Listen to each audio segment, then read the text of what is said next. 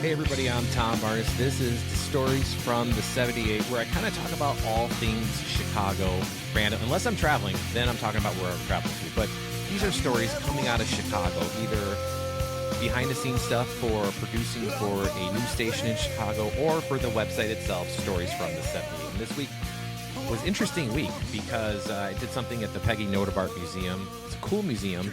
If you have little kids, I would recommend going there. It's all about nature. It's right in Lincoln Park. The view of the lake is right there. The whole thing's fantastic.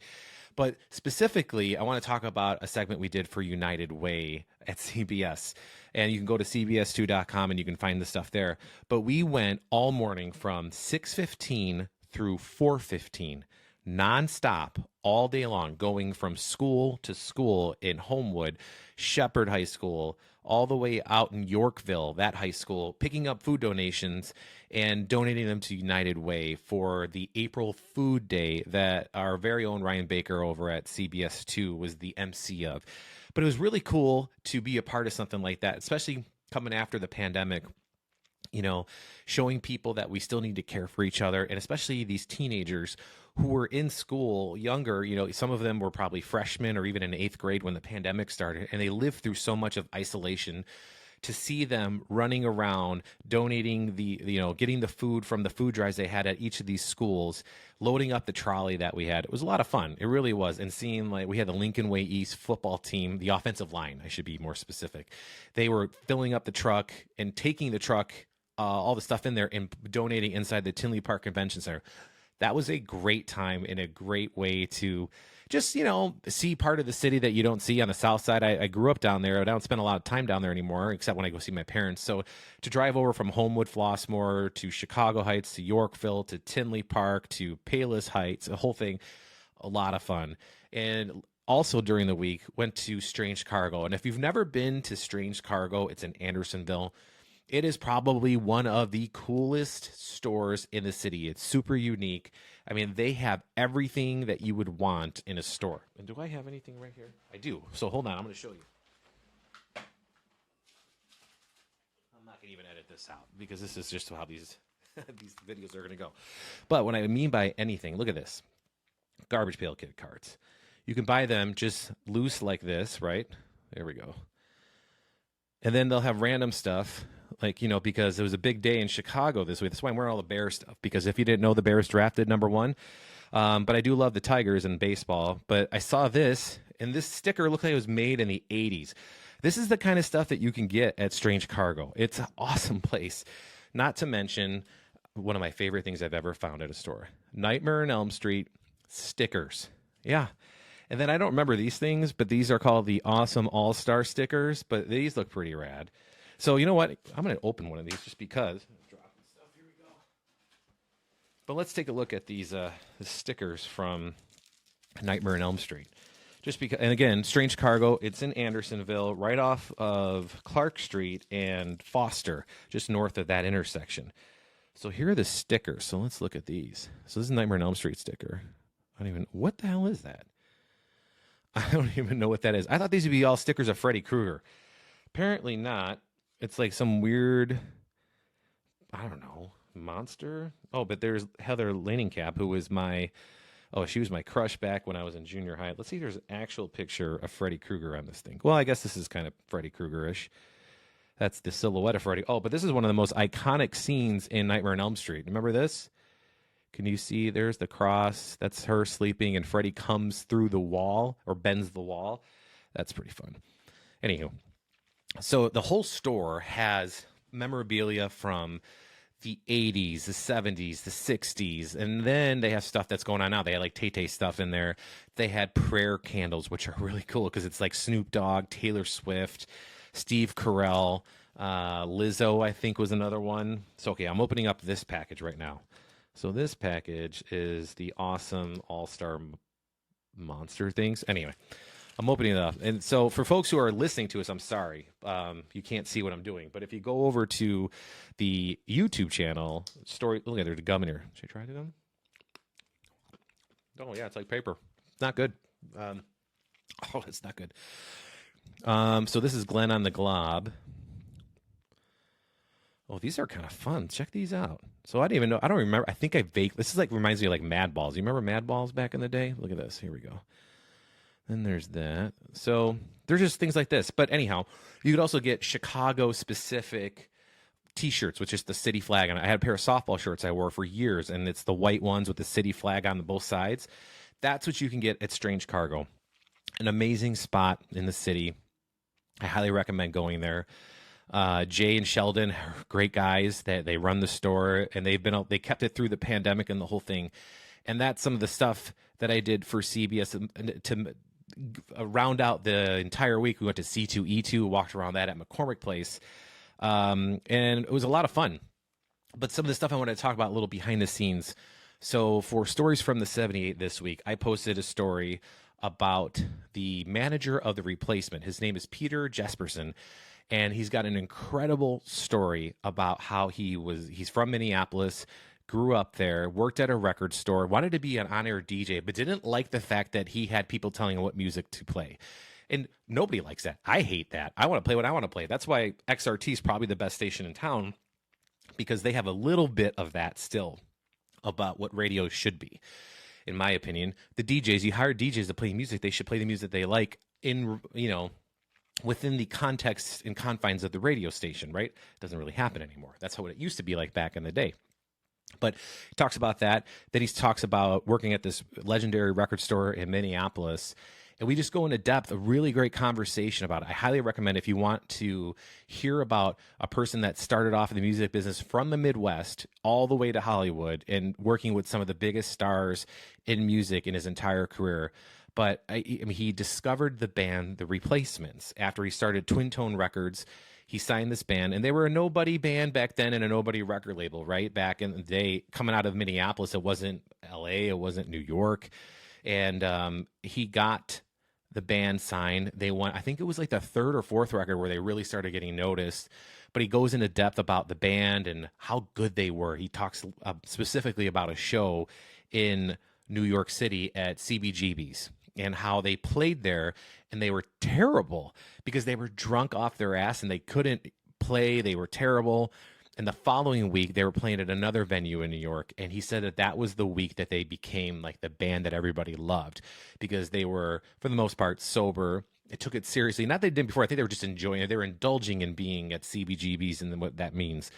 But he goes into this story about this show specifically, just how awesome it was, how palpable it was, and how they were signed by a major record deal at the show. That's the story, and that is on the website, storiesfromthe78.com.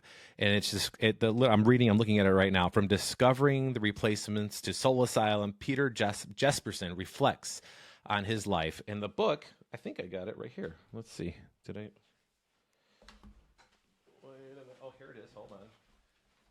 This is all not rehearsed, clearly, but here we go. So this is the book. Oh, pardon me. So the Euphoric Recall, Peter Jesperson. I interviewed him I loved it. It was one of my favorite interviews. So I'll just hold it up here for another second. I highly recommend to pick this book up because the stories he had were fantastic. And he was a road manager for REM. So he tells the story in our interview about him going on stage at Shea Stadium, and REM's opening up for the Police. And he was so overcome by emotion about making it. You know, the first thing he did, what does a good Midwestern boy do when they do something great? They call their mother. And that's what he did. And I love that story. So there's stuff like that. I went to a place called Flight Club, not like, play on words of a fight club, but it's darts, but it's a cool place. It's downtown right off of Wacker Drive in like Dearborn-ish. Great view of the river, but it's like a London place in the middle of Chicago. And the food is really good. They have like a whole brunch thing happening right now, and that's why we went there.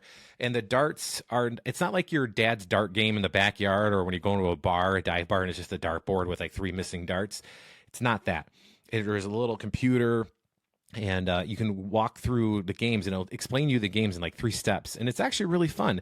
And my wife is she's really good at bar games. So that's a whole other podcast, I'm sure. But she's good at pool and darts, but I ended up kicking her butt in the dart game. But Flight Club, that's also on the website.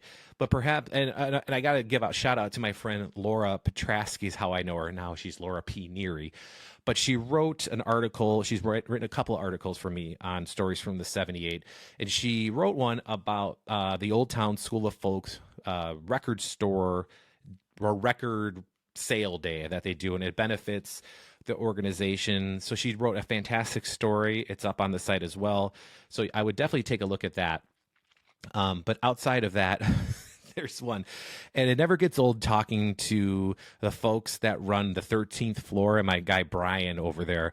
He right now is getting ready for the halfway to Halloween at the old Joliet prison. And if you've never been to the old Joliet prison, it's really, that's where they filmed the Blues Brothers. There's a couple other things that have been filmed through there throughout the years, but the Blues Brothers is a huge scene. And it was and is a very cool experience to go through the prison. And it's like on the other side. So it's not technically in prison proper for some of it, but some of it is. It's a very cool experience because it's a little bit of a history lesson, and there's a haunted house in it. And it's May. Why are we doing haunted houses in May? Because it's halfway to Halloween. So I talked to Brian just about that and what people can expect going through there. It's kind of a preview is what he says to actual Halloween. So cool thing, very fun story. And the other thing I posted this week and went out to this new bar in Lincoln Park, or Lincoln Square, I should say. It's called the Getaway. The Getaway used to be the Grafton pub and grill, or whatever. The Grafton is what it was called in Lincoln Square. And, you know, by all accounts and purposes, a legendary spot in Lincoln Square. Closed. It was an Irish bar, an old school Irish place, right? So the folks that run the Central Park Bar and also Estelle's, a couple other bars throughout the city, they opened this place up, and they kept some of that Irish charm of the tavern, but modernized it with some Art Deco stuff going on in there, and they elevated the cocktail program. And I mean, the spot is great. I talked to my friend Sarah over there. I'm just pulling it up right now just to make sure I'm not telling you something and that's incorrect. But they opened up early April, and the spot, it's cool. They don't serve food just yet, but I'm telling you, just going in there and having like an after work drink, and I'll give you the perfect example. We're doing this story. It's a Friday. I think I get there at 3:00, which is about an hour before they open. And I'm talking to Sarah, and there's this other woman named Janet who's making the drinks. She's the bartender, and she made these beautiful looking cocktails. And I got all that in the story. So if you want to take a look at this, the story, you'll see the cocktails being made. But they're colorful. They're all kind of different. They're not like these plain Jane things, with a little homage to some of the fair Irish drink. But, you know, they have the beer, they have the spirits, but then these fancy like 12 cocktails that Sarah came up with. She kind of is like the head of like their development in that area. And the space is great, but we're finishing up the interview. It's about 4:08, and I even say that at the end of the video. There's a line of people. This is Lincoln Square, by the way. Lincoln Square is a very populous neighborhood on the northwest side of Chicago with, you know, there's probably 20 bars within walking distance off of Lincoln Avenue between Montrose and Lawrence, you know, a lot going all the way to Irving, right? There's lots of places. This place had a line going down the street at 4:00. When we opened up the doors, people filled the bar. Within 10 minutes, the bar was filled, and it goes from like the storefront in the front right off the sidewalk all the way. It extends, like, you know how buildings typically have like a backyard or like a parking area. Well, this one, they've extended the bar over the years all the way to like the alley. And that's how much the bar was filled. And there's this really great back room in the bar where there's like a sitting room, where there's a fireplace and the whole thing. It's all in the video. You got to take a look at it. But it was packed. So that just kind of gives you the idea of like what this place is, what they offer. A little old school Chicago charm and vibe, and also this modern twist. So shout out to Janet and Sarah for taking the time to talk with me and walk me through that. And my friend Megan, who does PR in the city, set that up. But it's a really cool spot. And the reason why I'm telling you all this, because there's a lot of people that work really hard, not only to just open the doors of businesses and get them out there, but when I come out and do stories, they work really hard too, because I ask them to, you know, make the cocktails, and then we can show them in the video. And partially selfish that I ask them to do it because I want to try the cocktails. Like, I'm going out there, like, I don't get paid extra to do this stuff. This is just stuff I love to do. So at least I can get a cocktail out of it, right? But anyhow, storiesfromthe78.com. You go there and you will be able to see all of these things on the main page of storiesfromthe78.com. And this one is called The Getaway. In it, it says a classic neighborhood bar in Chicago's Lincoln Square neighborhood. No frills, a re-envisioned, multifaceted cocktail experience. So you got to check that out. There's a lot of other things on the website, but those are the ones that I did this week. Next week, I'll tell you about what I do in the following week and so on and so forth. If you need to get a hold of me, you can go over to my Instagram page at TomBarnes78 or shoot me an email, tombarneschicago@gmail.com. Thanks a lot. We'll see you next week.